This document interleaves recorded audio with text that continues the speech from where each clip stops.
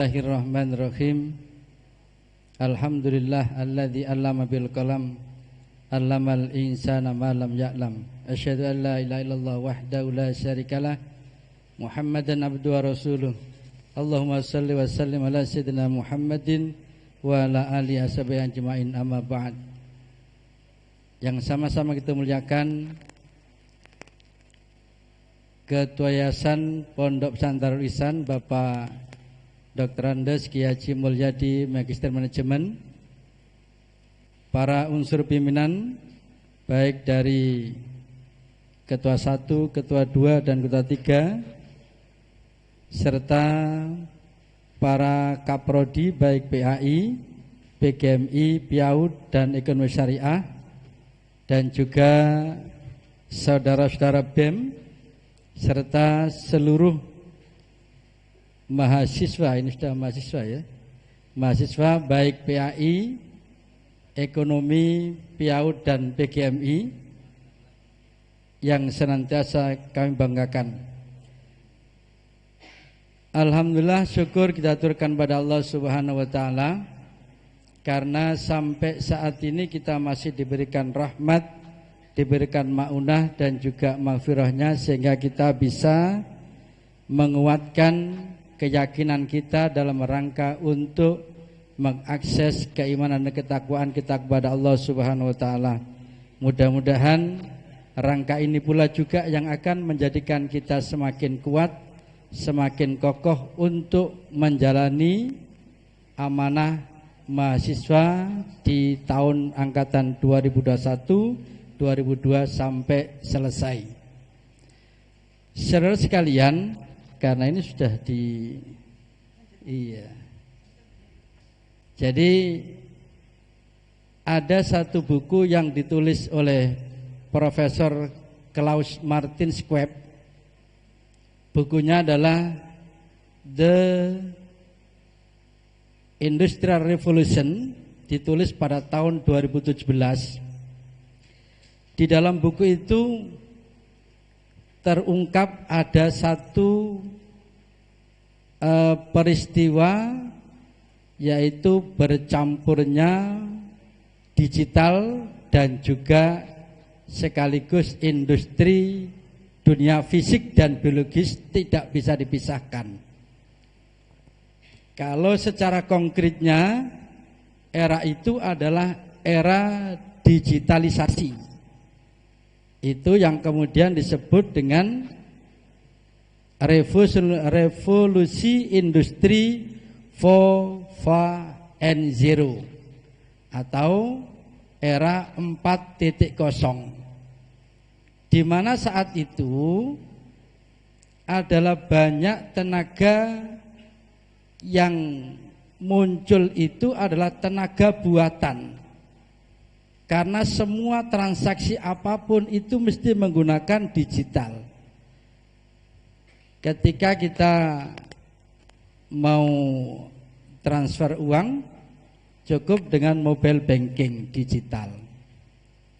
Sementara kalau sebelum era itu kita mesti ngantri dulu, harus menghadap teller, baru kemudian kita tunjukkan berapa uang yang mau kita transfer. Terus kemudian rekening sudah jelas atau belum. Setelah itu baru terselesaikan. Sementara perbuatan ini hanya dilakukan hanya 8 jam per harinya. Sementara mobile banking, ATM dan seterusnya itu 24 jam non-stop, siap melayani kita. Saat itu semua tenaga yang kaitan dengan penjagaan di teller itu sudah habis, bahkan semua yang terkait dengan kegiatan yang menggunakan tenaga manusia ini habis semua. Kenapa? Karena ada istilahnya artificial intelligence, yaitu kecerdasan buatan. Kecanggihan manusia membuat digital ini sehingga setiap orang ini habis terkikis dengan artificial intelligence. Sehingga yang memunculkan akhirnya melihat banyak orang nganggur. Di tahun 2020 itu berapa orang karyawan yang nganggur itu. Nek sampean nggak terasa itu. Jadi apalagi sekarang pandemik sudah banyak yang nganggur ya. Sehingga kata orang-orang itu ndak heran kalau yang meninggal 1 juta, wong yang lahir 2 juta. Iya kan? Karena banyak nganggur akhirnya proses anak terus akhirnya. Iya kan? Lah berapa? Jadi mereka ini justru malah memanfaatkan, disuruh di rumah terus ya. Lah yang dilihat istri, lah itu gimana? Ya mau ndak mau, ketika di expose yang meninggal 1 juta, yang lahir 2.500.000. Maka secara totalitas tetap ini adalah balance bahwa angka pengangguran ini juga semakin bertambah. Lah berkaitan dengan itu, maka sekarang muncullah namanya era 5.0, yaitu industri 5.0. Di antara kesimpulan dari industri 5.0 itu adalah untuk memberikan satu penangkal terkait dengan degradasi moral umat. Banyak nganggur, nggak iso mangan, yang terjadi adalah nekat. Banyak anak nggak iso ngingoni, yang terjadi adalah nekat. Maka kemerosotan umat ini, kemerosotan moral umat inilah yang kemudian memunculkan satu era yang namanya 5.0 ini. Dan kita sekarang ini berada pada era 5.0. Inti dari era ini adalah untuk yang pertama menumbuhkan empati dan juga solidaritas terkait dengan adanya degradasi moral. Munculnya empati ini kita diingatkan pada Allah ya, jadi munculnya empati ini kita diingatkan oleh Allah. Peringatan Allah yang pertama apa? Ketika seseorang ini mau menjadi orang yang dapatkan kehormatan, moralnya baik, maka yang pertama adalah dia harus memenuhi tugas dan kewajiban sebagai seorang manusia. Ketika ini tak alihkan kepada mahasiswa, maka yang pertama yang menjadikan misi diwajibkan kita menjadi manusia adalah sesuai dengan surat Adz-Dzariyat 56 yang berbunyi, iki gak patek tepak ya. Gak tepak ya. Iki baru ngomong sekarang gak tepak ya. Di dalam surat Adz-Dzariyat disebutkan bahwa wa ma khalaqtul jinna wal insa illa liya'budun. Misi pertama yang harus kita lakukan adalah misi untuk ibadah kepada Allah. Maka perjalanan saudara dari rumah ke sini, ketika nggak sampai niati untuk ibadah, maka mulai hari ini besok harus diniati untuk ibadah. Kenapa? Kalau kita grafik, ibadah itu ada 2 hal. Ada yang ibadah mahdhah, ada yang ghairu mahdhah. Ketika bicara mahdhah, semua sudah mumtaz.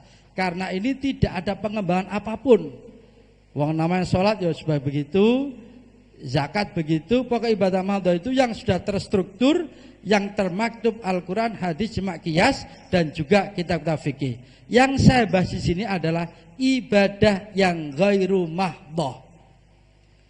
Ibadah inilah yang setiap saat, setiap zaman, setiap era ini terus berkembang seiring dengan kebutuhan umat.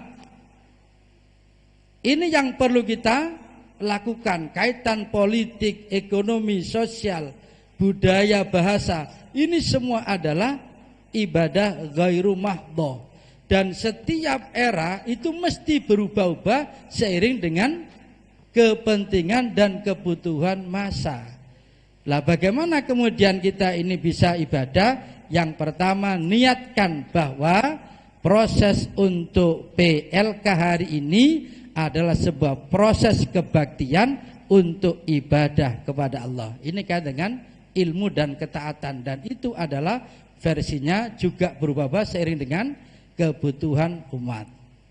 Kemudian yang kedua, misi yang kedua yang diberikan oleh Allah sesuai yang disitir oleh Mbah Yai tadi adalah misi untuk berubah dan mengubah. Ada istilah dalam bahasa itu, mahasiswa itu adalah agent of change, yaitu agen perubahan. Kenapa menjadi agen? Karena mahasiswa itu bukan satu, mesti kelompok. Maka disebut dengan agen of change. Yang merubah bukan kita kedaluarsa. Kenapa? Karena mahasiswa kita sudah punah pada zaman yang terdahulu. Maka sekarang para dosen yang ada di depan sampean semua ini adalah akan membentuk, akan mengkonstruk bagaimana pola untuk menjadi perubahan. Anda siap berubah? Ayatnya tadi gimana ya? Innallaha la yughayyiru ma biqaumin hatta yughayyiru ma bi anfusihim. Tidak ada sebuah masyarakat ini yang bisa merubah kecuali yang bisa merubah adalah kaum itu sendiri. Ketika ta'alihkan, orang atau agen yang bisa merubah itu adalah orang-orang yang punya ilmu dan tidak punya kepentingan, dan itu ada pada mahasiswa yang ada di depan saya. Tepuk tangan dulu. Jadi perubahan itu ada. Kenapa? Karena ini sebagai syariat yang diberikan oleh Allah.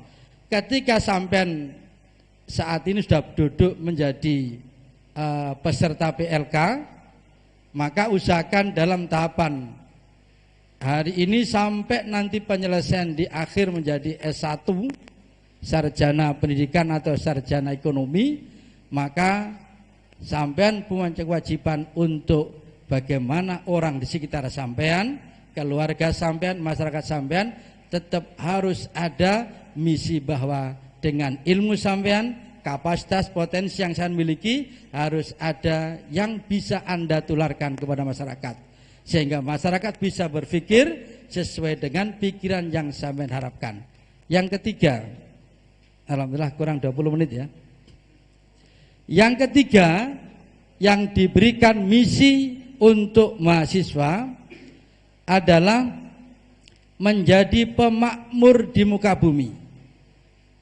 Sesuai dengan firman Allah, huwallazi ansa'akum minal ard wasta'marakum fiha fastaghfiru fatubu ilallah inna rabbi qaribum mujib. Yang artinya Allah lah yang telah menciptakan kalian semua dari unsur bumi. Wasta'marakum fiha, dan Anda-andalah yang nanti yang akan menjadi pemakmur di muka bumi ini.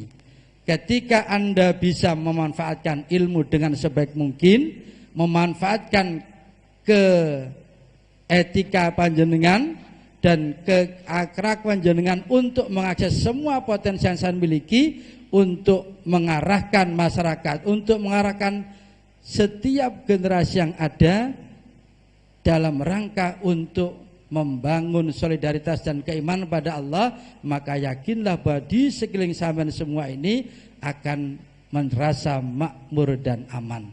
Persoalan sekarang ini yang penting adalah ya apa caranya sampean SIG ndak dekno tambah melarati kampung sampean, tapi ya apa dengan 174 ini dari masing-masing daerah, ya apa iso sejahtera dari keberadaan sampean kuliah di Al-Azhar.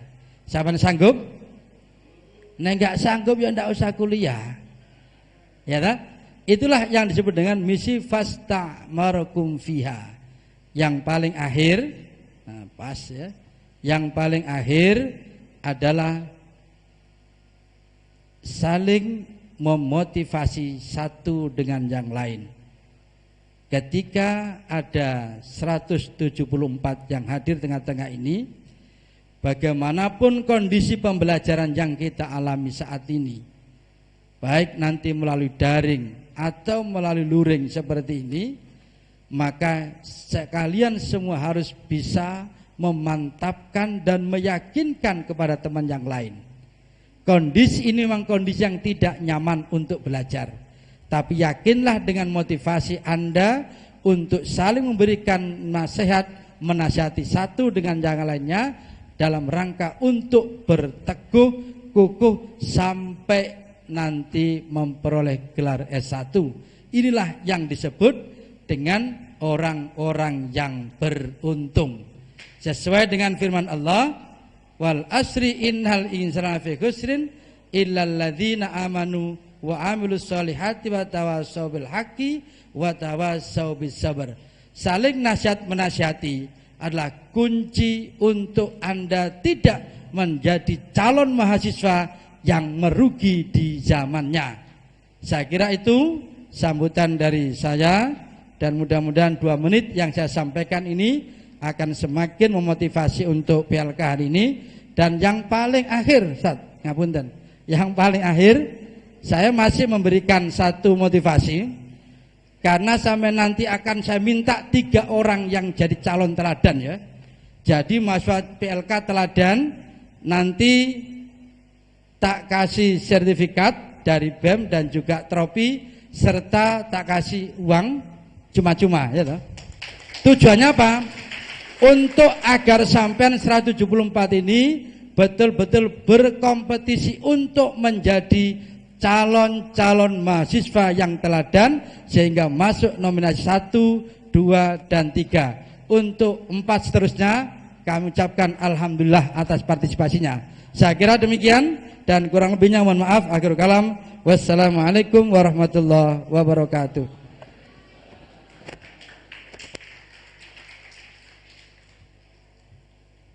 Terima kasih disampaikan. Acara yang selanjutnya yakni penutup atau doa yang akan disampaikan oleh Bapak Ahmad Ihsan, Magister Filsafat Islam. Kepadanya disilakan. Al-Fatihah.